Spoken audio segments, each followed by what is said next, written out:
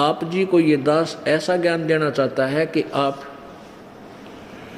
इतने दृढ़ हो जाओ चाहे तूफान आ जावे।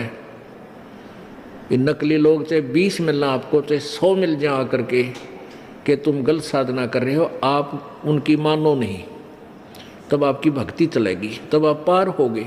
इसलिए आपको रह रह कर यहाँ बुलाया जाता है और ये ज्ञान सुनाया जाता है, आपके हृदय में फीड किया जाता है कि आप इस ज्ञान से परिपूर्ण हो जाओ। और फिर आप क्या करोगे, आप परमात्मा की ऐसी लीला है कि ये ज्ञान शुरू होते ही, अंदर अंदर प्रवेश होते ही, हृदय में जचते ही, फिर आप अन्य को ढूंढते हो कि कौन सुने मेरे ज्ञान को, हमारे भगवान के ज्ञान का।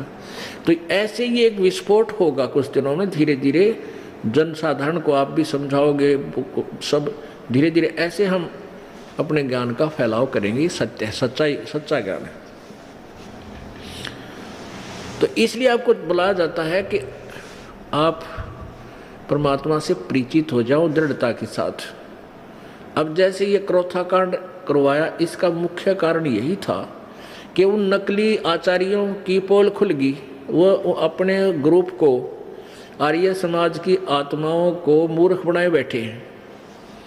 और आज भी मानने उनको तक ये ज्ञान नहीं जाने देना चाहते थे कि सत्यार प्रकाश नामक जो पुस्तक है उसमें कोरी बकवाद भर रखी है, कोरी झूठ बकवाद, ना कोई अध्यात्म ज्ञान, ना कोई व्यवहार का ज्ञान।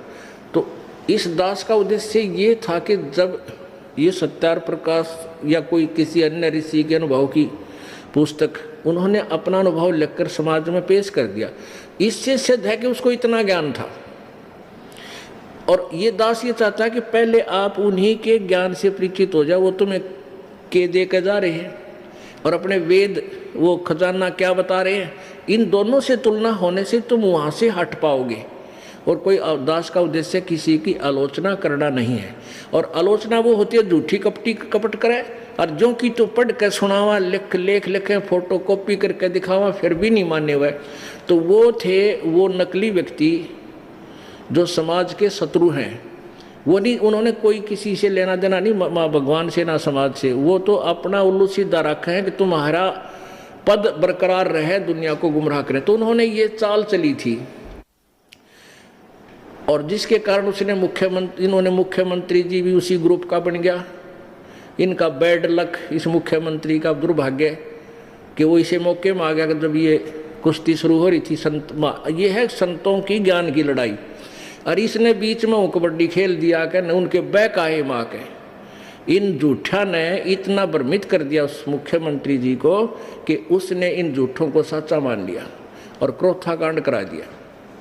अब ये क्रोथा कांड होने से परमात्मा ने अपने बच्चों की ये देखना था कि जो बगीची हमने लाई है ये कितनी जड़ पकड़ेगी, ये कितनी मजबूत होगी या कच्ची है।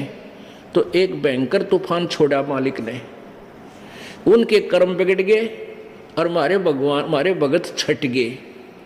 यानी इतने तूफान में भी इतनी बकवाद, इतनी झूठी, तो अखबारों में भी, मीडिया में भी, इलेक्ट्रॉनिक मीडिया में भी इतनी झूठ बोल दी, और फिर भी हमारे भक्त टस से मस नहीं हुए और उससे अधिक बढ़कर अब उपदेश लेने आ रहे हैं। तो दास ये चाहता है कि आप इतने मजबूत हो जाओ कि किसी के तोड़े नहीं टूटे, तो फिर वो बाग फड़ा करे। हमारी दास की मेहनत सफल हुई।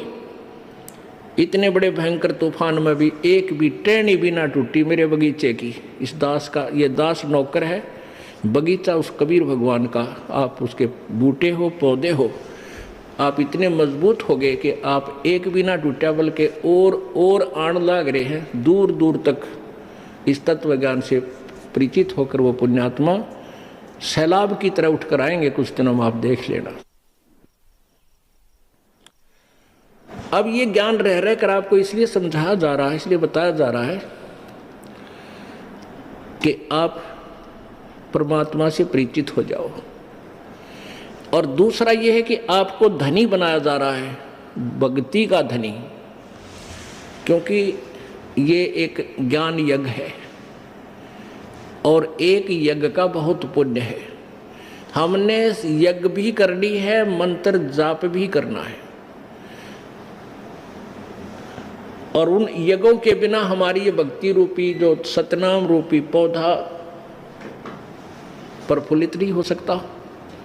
जैसे बीज जो है उसको पौधा बनाने के लिए, पेड़ उसको प्रफुल्लित करने के लिए खाद और जल सिंचाई की विशेष आवश्यकता होती है, ऐसे ही भक्ति सतनाम रूपी पौधे को जो बीज आप में बीजा है, इसके लिए ये यज्ञ, ज्ञान यज्ञ, धर्म यज्ञ, हवन यज्ञ, परिणाम यज्ञ, ये सभी और ध्यान यज्ञ, ये सभी यज्ञ करवा के आपके भक्ति रूपी पौधे को हमने परिपक्व करना है। इसलिए ये ज्ञान सुनाया जाता है। परमात्मा कहते हैं कबीरा सब जग निर्धना धनवंता ना कोय, और धनवंता सो जानिए जिस पर राम नाम धन होए। आपको धनी बनाया जा रहा है। ये ज्ञान यज्ञ, यहाँ आप आते हो, 5 यज्ञों का लाभ आपको यहाँ मिलता है। और जब आप घर से चलते हो, अपने अपने घर से चलते हो, तो आपको वहाँ से यहाँ तक आने का भी बहुत यज्ञों का पुण्य होता है।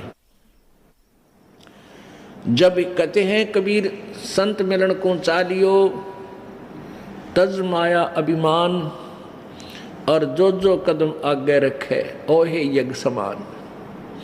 एक कदम आपके घर से यहाँ तक कितने कदम होते हैं, चाहे आप किसी में आते हो, किसी गाड़ी में आते हो, किसी तरह आते हो, लेकिन यहाँ कदमों का खेल है। एक कदम जो है एक यज्ञ के तुल्य है। एक यज्ञ का कितना पुण्य है कि 100